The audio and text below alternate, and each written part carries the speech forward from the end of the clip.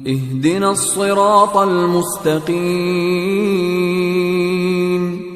الحمدللہ رب العالمین والصلاة والسلام علی رسولہ الکریم، اما بعد۔ شیخ، آج کی مجلس میں قربانی کا کیا حکم ہے، اس سلسلے میں ہمارے ناظرین کو بتائیے۔ بسم اللہ الرحمن الرحیم، الحمدللہ رب العالمین والصلاة والسلام علی رسولہ الکریم، اما بعد۔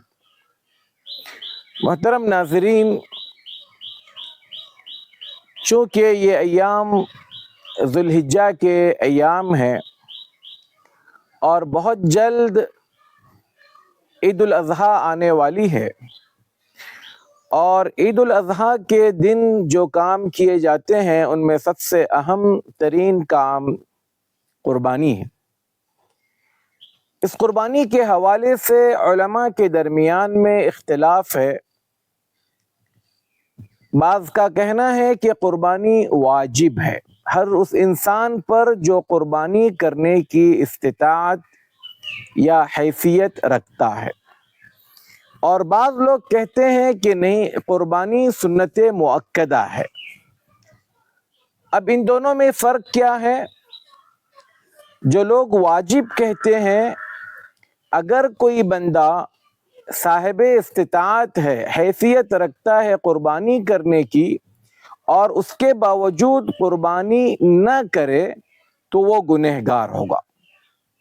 یہ قول جو ہے امام علامہ ابن تیمیہ رحمۃ اللہ علیہ کا ہے، اور ایک روایت امام احمد بن حنبل رحمۃ اللہ علیہ سے بھی ملتی ہے، اور یہ چاروں مذاہب میں اگر دیکھا جائے تو امام ابو حنیفہ رحمۃ اللہ علیہ کے یہاں قربانی واجب ہے۔ اور ان کی دلیل یہ ہے کہ اللہ تبارک و تعالی نے قربانی کو قرآن مجید میں نماز کے ساتھ جوڑا، فَصَلِّ لِرَبِّكَ وَانْحَرْ، اور ایک دوسری جگہ فرمایا إِنَّ صَلَاتِي وَنُسُكِي وَمَحْيَايَ وَمَمَاتِي لِلَّهِ رَبِّ الْعَالَمِينَ، دونوں جگہ نماز کے ساتھ جوڑا ہے، لہذا یہ ایک واجب چیز ہے۔ اور وہ لوگ استدلال کرتے ہیں ایک حدیث سے، جس میں اللہ کے رسول صلی اللہ علیہ وسلم نے فرمایا، من وجد ساعة ان يضحي فلم يضحي فلا يحضر مصلانا۔ صحیح الترغیب میں شیخ البانی رحمۃ اللہ علیہ نے اس حدیث کو حسن قرار دیا۔ شیخ احمد شاکر رحمۃ اللہ علیہ نے مسند کی جب انہوں نے تحقیق کی تو اس میں انہوں نے اس کو حسن قرار دیا، اور امام حاکم رحمۃ اللہ علیہ نے مستدرک میں اس کی سند کو صحیح قرار دیا۔ تو کل ملا کر اس حدیث کی بنیاد پر اور اوپر کی دو آیتوں کی بنیاد پر امام ابو حنیفہ رحمۃ اللہ علیہ، علامہ ابن تیمیہ رحمۃ اللہ علیہ، اور ایک روایت کے مطابق امام احمد بن حنبل رحمۃ اللہ علیہ، یہ سب یہ کہتے ہیں کہ قربانی واجب ہے ہر اس انسان پر جو حیثیت رکھتا ہے، اور اگر وہ حیثیت رکھنے کے باوجود قربانی نہیں کرے گا تو گنہگار ہوگا۔ دوسرا قول یہ ہے کہ یہ سنت مؤکدہ ہے۔ سنت مؤکدہ کا مطلب یہ کہ صاحب استطاعت کو یہ قربانی کرنی چاہیے، اور جتنا کچھ اس کی حیثیت ہے اپنی حیثیت کے مطابق کرنی چاہیے، لیکن اس کے باوجود اگر کوئی انسان نہ کرے تو اس پر کوئی گناہ نہیں ہے۔ ان کی دلیل یہ ہے، وہ کہتے ہیں کہ اللہ کے رسول صلی اللہ علیہ وسلم فرماتے ہیں، اذا رأیتم ہلال ذی الحجہ واراد احدکم ان یضحی فلیمسک عن شعرہ واظفارہ، تم میں کا کوئی انسان اگر ذو الحجہ کا چاند دیکھے اور اس کے قربانی کرنے کا ارادہ ہو، تو اس کا مطلب اس کے ارادہ کرنے کو انہوں نے کہا کہ بھئی یہ واجب ہوتا تو یہ بات کیسے کہی جاتی؟ یہ کہا جاتا کہ جو صاحب حیثیت ہیں، چاند دیکھنے کے بعد وہ اپنے بال اور ناخن نہ کاٹے، کیونکہ ان پر قربانی واجب ہے۔ لیکن جب اللہ کے رسول صلی اللہ علیہ وسلم فرماتے ہیں اراد ان یضحی، اگر وہ قربانی کرنے کا ارادہ رکھتا ہے تو وہ اپنے بال اور ناخن نکالنے سے اپنے آپ کو باز رکھیں۔ تو یہ ائمہ یا علماء کے درمیان میں ایک اختلاف ہے۔